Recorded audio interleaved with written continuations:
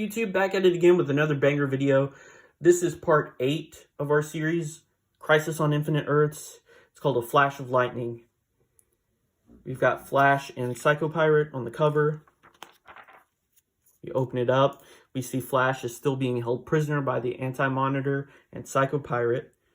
Psycho Pirate is kind of having second thoughts about his alliance with Anti-Monitor. Since last issue, he was not able to control the minds of the superheroes who were invading. Anti-Monitor was really upset at him, and now Psycho Pirate is wondering, should he be afraid of Anti-Monitor, since now Anti-Monitor might be seeing him as useless, or like that he's like fulfilled his purpose, or no longer serving a purpose. Will Anti-Monitor get rid of him?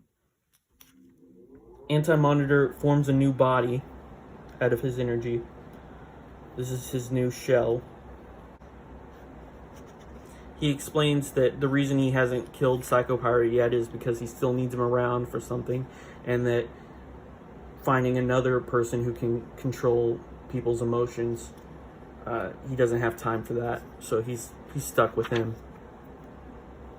We go to Apocalypse, the Jack Kirby Fourth World creation, and I love the Fourth World stories, the Apocalypse, New Genesis. I love Darkseid. Here we see him and Desaad talking about the Anti-Monitor. He says that Desaad is asking Darkseid what he makes of all this and if he should become involved. And Darkseid says that they're going to wait and challenge the victor, because if Anti-Monitor destroys everyone, he'll be weakened by the fight and be vulnerable to Darkseid's attack. And the same thing goes if the good guys win and they defeat Anti-Monitor. They'll be off guard and not prepared for his attack. Then we go to Oa. And these Guardians are still having the same argument that they were having, millennia ago about, should they preemptively attack evil before it's happened or not. Back here, they're talking about how the vibrations have stopped slowing, that they're now in a somewhat stable place. Even though the Earths are still overlapping, they're not converging on each other anymore. They take Red Tornado's body up to the old abandoned Justice League satellite to analyze it. Cyborg's there. A couple other people are there. Tio Moro is there. He was the one that originally created this version of Red Tornado, and they bring him up there to analyze him and figure out why he had turned evil there for a second. They have the Atom. He's inside Red Tornado, looking to see if there's anything that's wrong with him. They find out that he has been tampered with. Green Lantern goes and finds Blue Devil and recruits him for this mission. So as they're taking apart Red Tornado, the Atom springs out of his chest and warns them that the Red Tornado has been tampered with. And he's too late. It explodes. As soon as they take the head off, it explodes. There was kind of a booby trap set in Red Tornado, in case anyone did take him apart.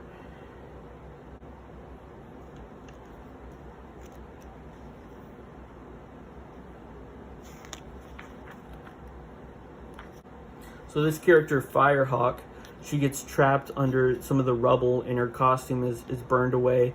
This is such an obvious opportunity for like an artist to redesign a character. Like it's obviously the only reason that this happens is because George Perez wants to redesign this character and give her a new costume.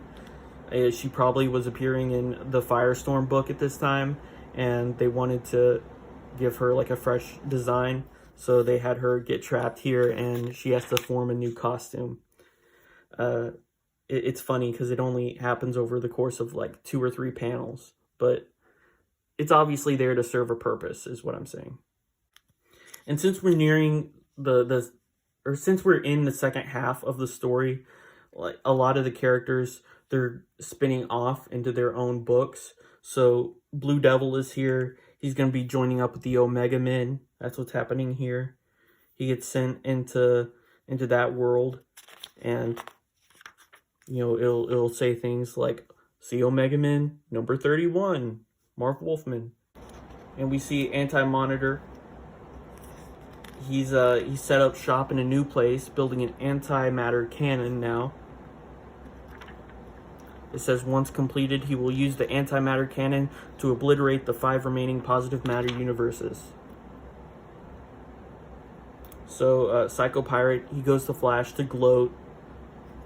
Little does he know that Flash has only allowed him to think that he was trapped,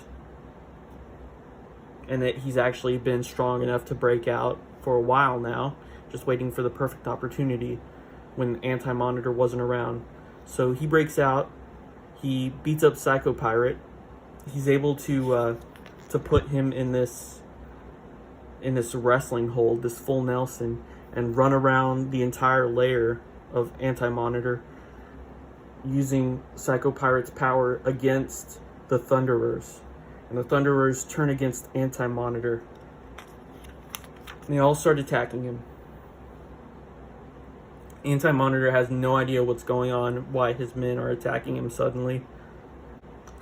But Flash runs inside of the antimatter cannon, and he sees this swirling orb of antimatter. And he realizes he has to break it apart, but he knows it's going to kill him. This kind of reminds me of the Flash movie, if you've seen that. There's a part where he has to stand inside this orb and run really fast. I guess that's every Flash story, is he has to run really fast, right? So it catches up to the part in the beginning where Batman sees a vision of the Flash. This is the Flash going back in time to warn Batman about what's going on. This is when that happens. So he runs so fast it ages him, sucks the life out of him.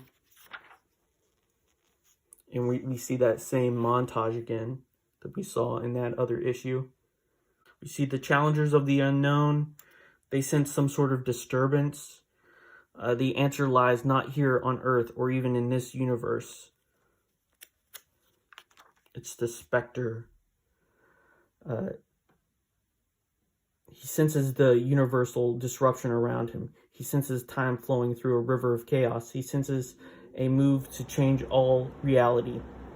And so, in frustration, anger, and futile protest, he screams. For it is the scream of one who stands helpless as the weakest insect, yet whose power is almost as great as the gods themselves.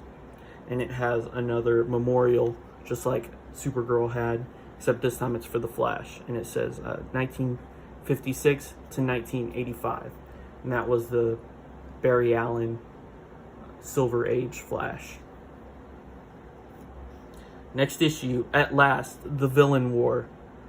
I mentioned this when Shazam's villains were being teleported to Brainiac's ship, that this was coming. This next issue is going to be the villain issue. So stay tuned for that. Thanks for watching, and see you next time.